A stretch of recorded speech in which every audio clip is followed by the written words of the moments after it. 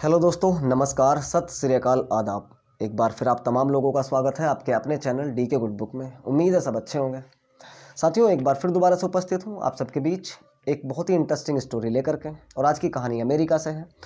दोस्तों, अमेरिका में एक बैंक रॉबरी होती है और बैंक रॉबरी इतनी भयानक और इतनी बड़ी होती है कि अभी तक अमेरिका के इतिहास में इतनी बड़ी बैंक रॉबरी हुई नहीं। और बिल्कुल सक्सेसफुल, बिना किसी पकड़ा धकड़ी के और बिना किसी को पता लगे।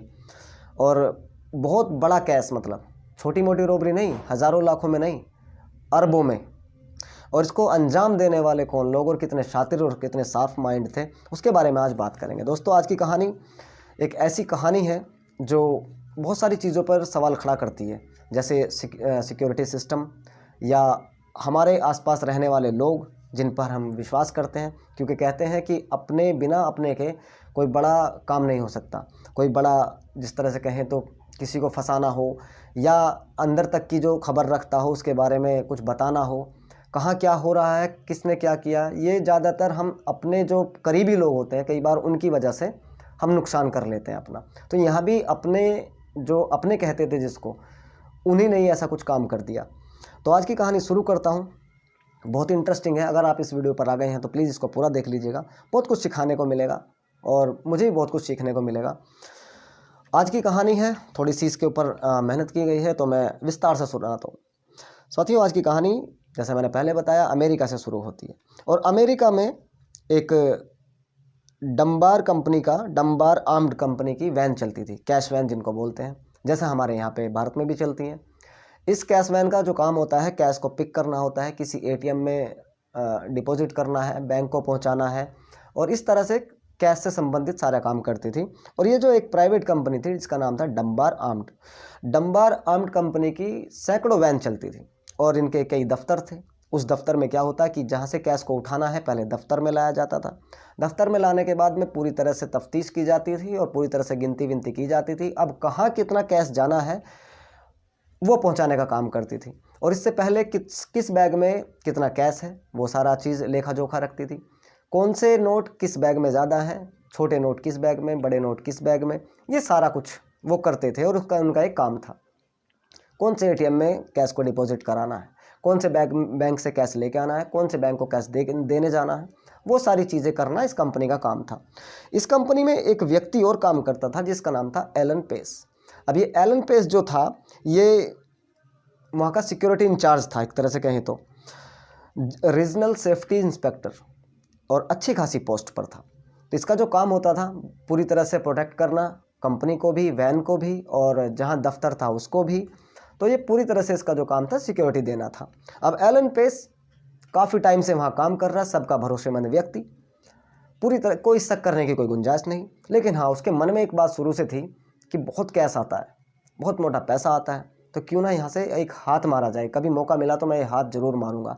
ऐसा एलन पेस जो है सोचते रहता था। तो वो एक प्रोग्राम बनाता है कि नौकरी कब तक करेंगे, कुछ बड़ा हाथ मारते हैं। जबकि उसे बिल्कुल अंदर तक की खबर थी इंटरनल कि कहाँ क्या हो रहा है, कैसे हो रहा है। तो उसने लगभग कई महीने, 6-7 महीने इसी काम में निकाल दिए कि बिल्कुल बारीकी से छानबीन करने में कि किस तरह से ये चोरी की जाएगी, किस तरह से पैसे को खर्च किया जाएगा, कौन कौन लोग इसमें शामिल रहेंगे, अगर कोई पकड़ा गया तो क्या करेंगे। मतलब वो सारी छोटी से छोटी और बड़ी से बड़ी चीज़ों का ध्यान रखा गया। कहाँ पे कैमरे लग रहे हैं, किस कैमरे से बचना है, किस कैमरे को तोड़ना है और कैसे कैसे करना है। मतलब गुंजाइश कतई नहीं थी पकड़े जाने की। और 6-7 महीने जब इसने पूरी रेकी कर ली, किस बैग में कितना नोट है और कितने बड़े नोट कौन से बैग में रखे हुए हैं, ये सारी चीज़ें उसने बिल्कुल तह तक जान ली, अंदर तक। और जानने के बाद इसको अब अपने काम को अंजाम देना था। अंजाम देने के लिए ये सोचता है कि अकेले आदमी का काम नहीं है, और वास्तव में अकेले आदमी का काम है भी नहीं इतनी बड़ी रॉबरी को अंजाम देना। तो इसके 4-5 दोस्त और हैं, 4-5 दोस्त जो स्कूल टाइम के फ्रेंड थे, अपना कुछ छोटा मोटा काम करते थे लेकिन एक दूसरे के टच में थे। कौन क्या कर रहा है सबको पता था एक दूसरे के बारे में, और कहीं ना कहीं सबको पैसे की प्रॉब्लम थी। तो ये एक मीटिंग रखता है, उनको बुलाता है। बुलाने के बाद में एक छोटी सी पार्टी होती है और ये अपना ऑफ़र उनके बीच में रख देता है और कहता है कि देखो, हमें ये बैंक लूटना है और बैंक लूटने के बाद में बहुत मोटा पैसा आने वाला है। तो ये बात कहीं लीक नहीं होनी चाहिए, हम दोस्तों के बीच रहेगी और इसके ऊपर अब मैं काम करूँगा। और तुम लोगों के लिए मेरे दिमाग में एक आइडिया है। वो बोलते हैं कि बताइए क्या है। कि आप लोग ऐसे तो मेरे साथ रह नहीं सकते और ना ही कंपनी में बैंक में मेरे साथ जा सकते, तो पहले मैं आपकी जॉब का प्रोग्राम बनाता हूँ, जॉब दिलवाता हूँ पहले अपनी उस जगह पर। क्योंकि रीजनल इंस्पेक्टर था, सिक्योरिटी रीजनल, और बड़ा आसान था क्योंकि अच्छे खासे ओहदे पर था, थोड़ी सी इसकी चलती भी थी। तो धीरे धीरे करके, एक साथ नहीं, धीरे धीरे करके एक दोस्त को जॉब पे रखा, उसके बाद थोड़े दिन बाद दूसरे दोस्त को जॉब पे रखा, फिर तीसरे को, फिर चौथे को। इस तरह से करते करते, इसने ज़्यादा जल्दी नहीं की। कहते हैं ना कि जल्दीबाजी में अक्सर नुकसान हो जाता है, कि किसी को शक भी हो सकता है। तो इसने कोई जल्दीबाजी नहीं की और धीरे धीरे करके पांचों दोस्त ये अब एक ही कंपनी में, एक ही बैंक में काम करना शुरू कर दिया। बैंक के अंदर एक दूसरे से बात नहीं करते, ऐसा जताते कि ये बिल्कुल अलग अलग है, अननोन पर्सन है, कोई नहीं है, जान पहचान नहीं है। तो किसी को शक नहीं हुआ कानो कान। अब एक दिन क्या होता है कि धीरे धीरे, अच्छा ये चीज़ क्लियर नहीं थी कि किस दिन डाका मारना है। इनका बस ये था कि जिस दिन भी मौका पड़ेगा उस दिन मारना है। कोई टाइम इन्होंने फिक्स नहीं रखा कि फलाना दिन को हमें डाका करना, नहीं, कुछ नहीं। बस ये था कि जिस दिन मौका मिलेगा उस दिन हाथ मारेंगे। काम कर रहे थे धीरे धीरे, सैलरी भी ले रहे थे, समय से ऑफिस जा रहे थे, समय से आ रहे थे, और व्यवहार एक दूसरे के प्रति इतना अच्छा दिखा रहे थे कि मानो कि जैसे मतलब ये बहुत अच्छे व्यक्ति हैं। हालांकि ये कोई पेशेवर क्रिमिनल नहीं थे, पहले से कोई गुनाह नहीं करते थे, फिर तो इसलिए लोगों को ज़्यादा कुछ प्रॉब्लम भी नहीं हुई। उसके बाद होता क्या है कि जो एलन पेस है, इसको जो है बैंक का एक कर्मचारी देख लेता है कैश के बैग में छेड़छाड़ करते हुए। कैश के बैग में छेड़छाड़ कर रहा था, पूछताछ की गई कि आप क्या कर रहे थे। उसने कहा कुछ नहीं, मैं तो बस ऐसे ही छू कर देख रहा था। ये बात जाती है जो सीएमडी होते हैं उसके बैंक के, उन तक, कि एलन पेस ने छेड़छाड़ किया। तो एलन पेस को एक नोटिस जारी करते हैं कंपनी और कहती है कि अब आपकी हमें कोई ज़रूरत नहीं है, हम आपको नौकरी से निकाल रहे हैं। उसका थोड़ा मूड ख़राब होता है एलन पेस का, लेकिन फिर भी वो सोचता है कि हाँ ठीक है, आज मौका आया है। उसको नोटिस दिया जाता है दिन में ही, और शाम हो जाती है। शाम होने के बाद में दोस्तों को कांटेक्ट करते हैं बाहर निकल करके और कहते हैं कि आज इस काम को अंजाम देना है, लेकिन अंजाम देंगे, लेकिन उससे पहले थोड़ी सी रूपरेखा तैयार करनी है। और रूपरेखा क्या रहेगी कि एक पार्टी ऑर्गेनाइज हो रही है, उस पार्टी में चलते हैं। अभी उस पार्टी में जाते हैं, पार्टी में जाते हैं और ड्रिंक वगैरह करते हैं, लोगों से बातचीत करते हैं, ज़बरदस्ती बातचीत करते हैं ताकि वो लोग उनको पहचान सके कि हाँ ये लोग पार्टी में हैं। पार्टी चलती है रात तक। जैसे ही 1 बजता है, 12:30 से 1 के बीच का टाइम, एक एक करके वहाँ से निकल लेते हैं। निकलने के बाद में सीधा जाते हैं बैंक में। बैंक में क्या होता है कि 1 बजे, 12:30 से 1 बजे के बीच में ड्यूटी चेंज होती है, जो शिफ्ट है शिफ्ट बदली जाती है, जो गार्ड हैं उनकी चेंजिंग होती है। उसी टाइम को इन्होंने अपनाया। उस बीच से टाइम मिलता था 15 मिनट जब ये गार्ड चेंज होते थे, लेकिन उससे पहले ही ये बैंक में दाखिल होते हैं, क्योंकि सारे रास्तों का पता था, जो इंटरनल रास्ते थे, जो आउटिंग से आ सकते थे, अलग जगह से आ सकते थे, छत से आ सकते थे, सारी चीज़ें एलन पेस ने पूरी बाकायदा लिखित में एक एक बातों को बड़े तरीके से, बड़े प्यार से संजो कर रखा हुआ था। कोई गुंजाइश नहीं थी पकड़े जाने की या शक करने की। तो ये अब दोस्त आते हैं उसी बैंक में और गार्ड को बेहोश करने के बाद में फटाफट से जो कैश के बैग्स होते हैं उनको उठाना शुरू कर देते हैं। बाहर एक ट्रक खड़ा था, इन्होंने पहले से तैयार किया हुआ था। उस ट्रक में बक्से, बैग्स, नोटों के भरे हुए कैश डालना शुरू कर देते हैं। आधा घंटा लगता है। सोचो आधे घंटे में कितना कैश डाला होगा। आधा घंटा लगता है और वहाँ से फिर ये रफू चक्कर हो जाते हैं और उस कैश को, उस पैसे को जगह ठिकाना लगाने के बाद फिर वापस उसी पार्टी में चले जाते हैं और पार्टी में जाकर के वही अपना नाचना, गाना, शराब पीना वो सब शुरू कर देते हैं।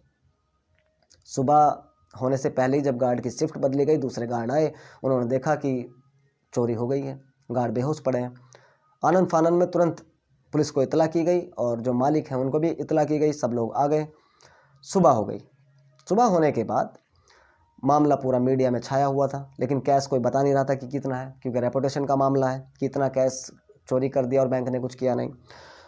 तो कैश था 8.9 मिलियन, अगर रुपए में कन्वर्ट करें तो लगभग 1.5 अरब रुपए।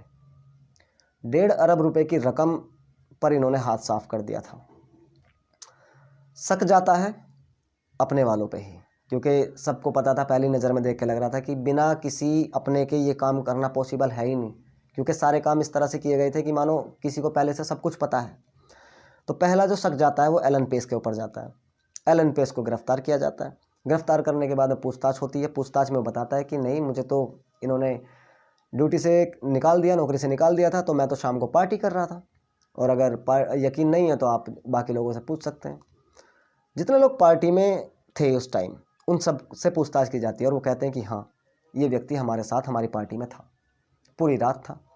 किसी को ये नहीं पता कि जो 1 घंटे गायब हुए थे तब कहाँ गए थे। वो चीज़ें किसी के समझ में नहीं आई, और ना ही फिर पुलिस को ये समझने में ज़्यादा देर लगी कि नहीं, इनके पास नहीं है, ये चोर नहीं है, क्योंकि लोगों ने कह दिया। 1-2 लोग की हो सकता है गलत हो जाए, यहाँ पूरी पार्टी कह रही है, लगभग 70-80 लोग थे, वो सब कह रहे हैं कि नहीं, एलन पेस हमारे पास था, तो फिर आगे का गुंजाइश ही नहीं बचती। धीरे धीरे तफ्तीश चल रही थी, कुछ समझ में नहीं आ रहा था कि लूट आखिर की है तो किसने की है। पुलिस कहती है कि अब कैसे करेंगे। धीरे धीरे इस बात को 6 महीने बीत गए। 6 महीने के बाद में जो उनके अपर क्लास के जो सीनियर अफसर होते हैं वो कहते हैं कि अब आपको कुछ नहीं करना, अब बैठ करके तमाशा देखो। अब वो इस चीज़ को हालांकि ठंडे बस्ते में नहीं डालते, लेकिन फिर भी वो अपने लोगों को, अपने जासूसों को पीछे लगा देते हैं, एलन पेस के, बाकी साथियों के, किन पे नज़र रखनी है, कहाँ जा रहे हैं, क्या महंगी चीज़ खरीद रहे हैं, लाइफ स्टाइल चेंज कब से कैसे हो गया एकदम से। अगर कोई भी एक्टिविटी इस तरह की हो तो तुरंत हमें खबर देना। लेकिन एलन पेस ने पूरी ईमानदारी से और पूरा तरीके से बैठ करके पूरा प्लान बनाया था कि किस तरह से पैसा खर्च करना है। अपने ऊपर सारा खर्च करेंगे तो शक हो जाएगा। तो इसने जो है पुलिस से भी 10 कदम आगे की सोच के रखी हुई थी। धीरे धीरे 6 महीने 7 महीने बीत जाते हैं, किसी को कुछ पता नहीं। इस बीच ये क्या काम करते हैं कि एक वकील को हायर करते हैं, और वकील से कहते हैं कि वकील को सारी बातें सच सच बता देते हैं, और उसको 1 मिलियन रिश्वत देते हैं। 1 मिलियन रिश्वत देते हैं तो वकील तो क्या बोलेगा, जब रिश्वत ले लिया, वो भी 1 मिलियन रुपए फ्री में आ रहे हैं। तो उस वकील ने इनका पूरा साथ दिया, बेनामी संपत्ति खरीदने में, किसी और के नाम कागज़ तैयार करने में। इनके नाम भी बहुत पक्के कागज़ तैयार किए जो बिल्कुल ओरिजिनल थे, मतलब इनकी काली का कमाई को वाइट कर दिया, ज़्यादातर को। धीरे धीरे सब कुछ चल रहा था। अब 2 साल बीत चुके थे, कुछ पता नहीं पुलिस को, कोई तफ्तीश नहीं, कोई सुराग नहीं, कुछ भी नहीं। 2 साल बीत गए। प्रॉपर्टी पे प्रॉपर्टी खरीदी जा रही है, कभी किसी के नाम से, कभी किसी के नाम से। तो इनका जो खुद का लाइफ स्टाइल था, जहाँ रह रहे हैं रेंट के मकान में, वैसे ही रह रहे थे, कपड़े वपड़े सब वैसे ही पहनना, क्योंकि दिखावा नहीं करना था। दिखावा करते तो फंस जाते। तो लोग जो इनके पीछे लगे हुए थे वो बार बार रिपोर्ट वही देते कि जी सर, कुछ भी चेंज नहीं है इनकी ज़िंदगी में, बिल्कुल वैसे ही हैं जैसे पहले थे। तो हमें तो ऐसा लगता है कि शायद इन्होंने चोरी नहीं की, हम बिना वजह इनके ऊपर टाइम बर्बाद कर रहे हैं। लेकिन सीनियर अफसरों को थोड़ा शक था, लेकिन नहीं, उन्होंने कहा कि आप लगे रहो, कुछ ना कुछ निकलेगा, देख लेना। पुलिस आसपास के प्रॉपर्टी डीलर्स को मिलती है और वो कहती है कि देखिए, अगर किसी भी टाइम, किसी भी दिन कोई व्यक्ति इस तरह से आए जो संपत्ति खरीदे, प्रॉपर्टी खरीदे, तो आपको ये ध्यान रखना है कि जो हमारे बैंक से रॉबरी हुई है, चोरी हुई है, उन गड्डियों पर बैंक का स्टैंप है, पर्ची है। ये चीज़ ध्यान रखना, कभी ऐसा आए तो हमें फ़ोन करना। सबको बोल दिया। इस चीज़ को भी काफ़ी दिन बीत गए, ऐसा किसी के साथ में हुआ नहीं। अब एक दिन क्या होता है कि वकील एक प्रॉपर्टी का सौदा करता है, और सौदा करने के बाद में उन्हीं 5 साथियों में से एक को कैश देता है कि आप उस प्रॉपर्टी डीलर को जाकर ये कैश दे दो। सीधे स्वभाव वो व्यक्ति जाता है, जो एलन पेस का दूसरा साथी था, जो चोरी में भी शामिल था, और प्रॉपर्टी डीलर को पैसा दे देता है। पैसा जैसे ही प्रॉपर्टी डीलर के हाथ में जाता है, हाथ में जाने के बाद तुरंत उसके पुरानी बात याद आ जाती है, और वो उसको जो है बहुत करीबी से देखता है, और देखने के बाद उस पर लिखा हुआ था डम्बार्ड आर्म्स, और उसी बैंक का नाम था ये डम्बार्ड आर्म्स। स्टैंप भी उसी की, पर्ची भी उसी की, और पूरी तरह से सोच से परे हो गया काम। उसे लगा प्रॉपर्टी डीलर को कि ये वही लोग हैं जिन्होंने रॉबरी की थी। उसे समझते हुए देर नहीं लगी, और इतने बुद्धिमान वो भी नहीं निकले। हालांकि सारा कुछ उन्होंने प्लान बनाया था, पकड़े ना जाने का, पूरी तरह से प्री प्लानिंग की थी, लेकिन यहाँ मार खा गए एक बैंक के स्टैंप से, पर्ची से। तुरंत वो डीलर फ़ोन करता है उस आदमी के जाने के तुरंत बाद, फ़ोन करता है पुलिस को कि कहता है कि सर इस तरह से कुछ गड्डियाँ आई हैं नोटों की प्रॉपर्टी ख़रीदने के लिए, और उसमें डंबार आर्म्स कंपनी का बैंक का लोगो है, स्टैंप है, पर्ची भी है, तो आप तुरंत आ जाइए। पुलिस को तो मानो जैसे भगवान मिल गया। पूरी पुलिस जो है फ़ौरन उस डीलर के पास पहुंच जाती है और कहती है, दिखाने के लिए बोलती है। बैंक के कर्मचारियों को, सीनियर अफसरों को भी साथ में ले लेती है पहचान करने के लिए, ताकि पैसे की पहचान हो सके। बैंक के अधिकारी बोलते हैं कि जी बिल्कुल ये हमारा पैसा, हमारे बैंक का पैसा है, ये स्टैंप हमारी है, और ये पैसा उसी दौरान का है जिस दौरान हमारी रॉबरी में पैसा गया था, वही पैसा है। तुरंत एलन पेस पहले उस व्यक्ति को उठाया जाता है जो पैसा देके गया था प्रॉपर्टी डीलर को। उसके बाद में सर्विस की जाती है पुलिसिया अंदाज में, जैसा आपको पता ही है। और पुलिस के आगे तो झूठ नहीं चलता लोगों का, क्योंकि उनके पास में एक से एक हथकंडा है। उसने काफ़ी कोशिश की, लाख कोशिश की, इधर उधर की बातें बनाने की, घुमाने की, फिराने की, लेकिन यहाँ सबूत बिल्कुल ठोस था। एलन पेस का नाम लिया जाता है, तो एलन पेस को गिरफ्तार किया जाता है। धीरे धीरे करके सबके नाम सामने आ जाते हैं, और वो फिर कुछ बचता नहीं है। फिर कहते हैं कि जुर्म अपना वो कबूल कर लेते हैं, क्योंकि कोई रास्ता ही नहीं था। जुर्म कबूल करते हैं और कहते हैं कि हाँ ये हमने किया। सब लोग हैरान थे कि इतनी शार्प माइंड के साथ में चोरी करना, और पकड़े गए तो छोटे से स्टैंप से, एक गलती से, बहुत छोटी सी गलती जिसको सुधारा जा सकता था। कुछ लोग कहते हैं कि अगर स्टैंप अलग कर देते, गड्डी से पर्ची फाड़ देते, तब भी नहीं पकड़े जाते। लेकिन कहते हैं ना, गलत काम का गलत नतीजा है, कहीं ना कहीं फंसी जाओगे। तो सेम ऐसा ही हुआ। गिरफ्तार करके अदालत में पेश किया जाता है। अदालत इनको सज़ा सुनाती है। एलन पेस को 20 साल की सज़ा सुनाती है, और उनके साथियों को 8 साल, किसी को 10 साल की सज़ा सुनाती है। 2022 में एलन पेस बाहर आता है। यही 2022 जो अभी गया, एलन पेस बाहर आता है। मीडिया वाले, टीवी चैनल वाले सब एलन पेस को हर रोज़ कोई ना कोई उसके घर जा रहा है, हर रोज़। तो वो अपनी स्टोरी बेचता है, अपने उसके ऊपर किताब भी लिखी जा रही है, फिल्म भी उसके ऊपर बन रही है, क्योंकि ये अमेरिका के इतिहास में सबसे बड़ी बैंक रॉबरी थी, और सबसे सातिराना तरीके से, बड़े सफल तरीके से थी। तो एलन पेस एक तरह से कहें तो जेल से आने के बाद में हीरो बन गया था, और अपनी स्टोरी बेच रहा था, किताब लिखी जा रही इसके ऊपर, और फिल्म भी बन रही है हॉलीवुड में।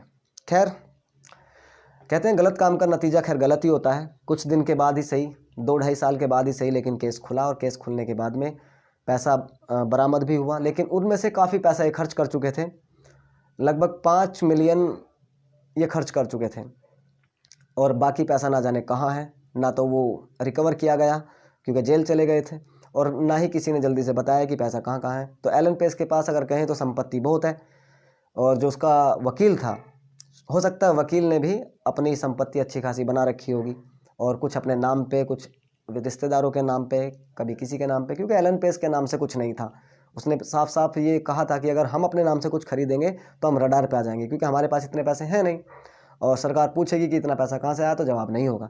इसलिए किसी और के नाम पर संपत्ति खरीदते थे बेनामी। तो 2022 में बाहर आया, अपनी 24 साल की उम्र कैद की जेल काट के। उम्र कैद ही मानो, 25-30 साल, क्योंकि पूरी उम्र वहाँ बितानी है, तो एक तरह से उम्र कैद ही हो जाती है। और एक तरह से हीरो बन गया था। अमेरिका के इतिहास की सबसे बड़ी बैंक रॉबरी की ये कहानी थी।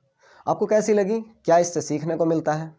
आप मुझे कमेंट बॉक्स में ज़रूर बताना, और आप कहानी को कहाँ से सुन रहे हैं वो भी कमेंट बॉक्स में ज़रूर बता देना। और दोस्तों, बहुत अच्छा आप लोग प्यार दे रहे हैं, मुझे भी सुनाने में अच्छा लगता है जब आपकी तरफ से प्रतिक्रिया आती है, कमेंट आते हैं, ईमेल आते हैं, तो मुझे अच्छा लगता है। मैं सोचता हूँ कि एक नई स्टोरी हर बार कुछ नया मैं आपके लिए लेकर के आऊँ।